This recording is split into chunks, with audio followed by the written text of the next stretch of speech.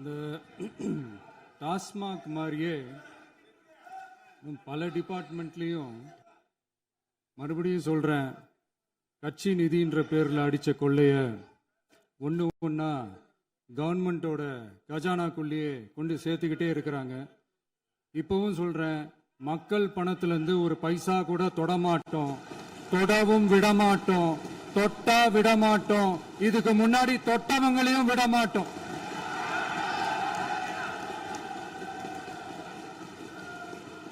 ஒவ்வொரு ஊழலா வெளியில வரும் போல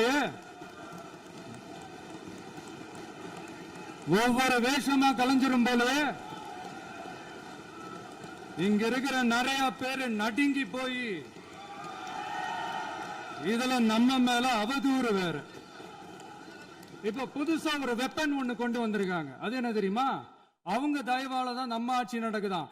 மக்கள் தயவால இந்த ஆட்சி நடந்துகிட்டு இருக்கு. மனசாட்சி உள்ள சக்திகளோட ஆதரவால இந்த ஆட்சி நடந்துகிட்டு இருக்கு. நாங்க தான் அனுப்பி வச்சோம் அப்படின்றாங்களே. அனுப்பி வச்சவங்களுக்கு மினிஸ்ட்ரியில இடம் கொடுத்தா ஏன் கதறீங்க? ஏன் இவ்வளவு கோவம்? ஏன் இவ்வளவு கதறல்? இதுல இன்னொரு முக்கியமான விஷயம், மார்க்சிஸ்ட் கம்யூனிஸ்ட் கட்சி நமக்கு ஆதரவு கொடுத்தது சுயேட்சையா எடுத்த முடிவுன்னு சொல்றாங்க. அதே மாதிரி இந்திய கம்யூனிஸ்ட் கட்சி நமக்கு ஆதரவு கொடுத்தது சுயேட்சையா எடுத்த முடிவுன்னு சொல்றாங்க. இதுல எங்க இருந்து நாங்க தான் அனுப்பி வச்சோம்னா புரியலையே.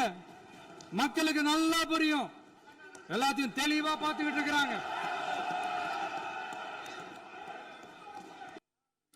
இந்த சமூக நீதி அரசுன்னு சொல்றவங்களை பார்த்து கேட்கிறேன், நம்ம பட்டியலின சகோதரர்களுக்கு எத்தனை அமைச்சர் பதவி கொடுத்தீங்கன்னு கொஞ்சம் சொல்ல முடியுமா?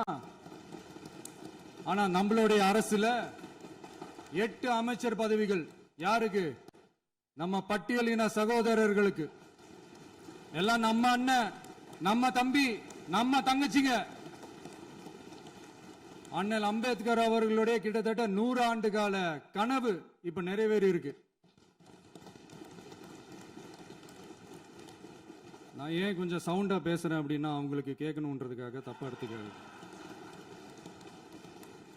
அதே மாதிரி பெண்களோட பாதுகாவலர் நாங்க தான் அப்படின்னு சொல்லிக்கிறவங்களை கேட்கிறேன், எத்தனை பெண்களுக்கு அமைச்சர் பதவியில இடம் கொடுத்தீங்க கொஞ்சம் சொல்ல முடியுமா?